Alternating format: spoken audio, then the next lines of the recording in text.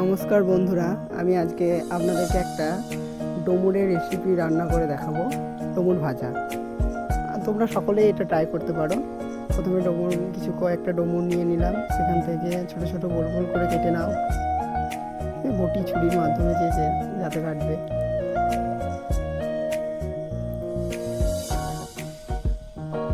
ছোট ছোট গোল গোল করে কেটে নিয়ে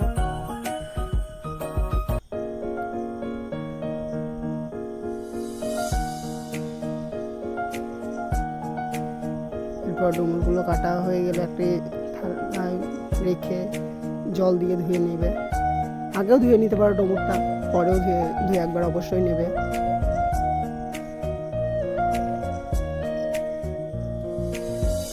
তারপর কিছুক্ষণ একটু জলে ধুয়ে নেওয়ার পর রেখে দেবে একটু জলে। তারপর উনুনে কিংবা তোমাদের গ্যাসে যাতে মন, তাতে একটা প্যান বসিয়ে তার উপরে একটু জল দিয়ে প্রথমে ভাপিয়ে নেবে। জলের মধ্যে একটু নুন হলুদ দিয়ে ডুমুরগুলোকে কিছুক্ষণ 5 মিনিটের মতো ভাপিয়ে নেবে।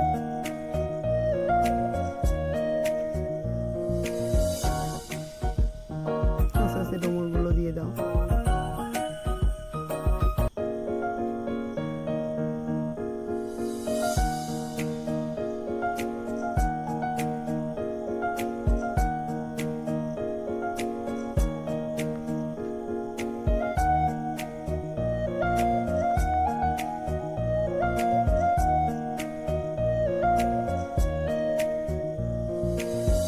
এরপর একটু নেড়ে চেড়ে একটা ঢাকনা দিয়ে ঢেকে দাও। কিছুক্ষণের জন্য ভাপে সিদ্ধ হয়ে যাবে। এটা ভাপিয়ে নেওয়া দরকার, কারণ ডুমুরের গায়ে অনেক শুল থাকে কিংবা থাকে, সেই জন্য একবার ভাপিয়ে নেবে অবশ্যই। তারপর ওটা ভাপিয়ে একটা থালায় নামিয়ে রাখো।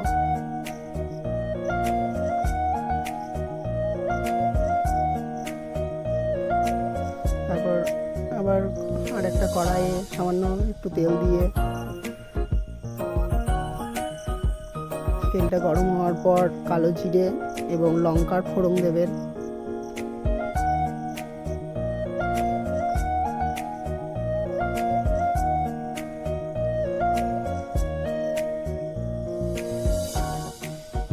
তারপর ফোড়ন দেওয়ার পর ডুমুরগুলো দিয়ে দেবেন।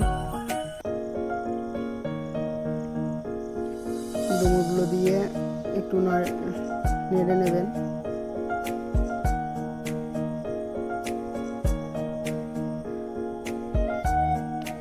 দু 3 মিনিট বাদে ডুমুরগুলো নাড়ার পরই কিছুক্ষণ পর দেখবেন ডুমুরের গা থেকে আস্তে আস্তে তেল ছাড়ছে। তারপর ওর মধ্যে একটু চিনি দিয়ে দেবেন।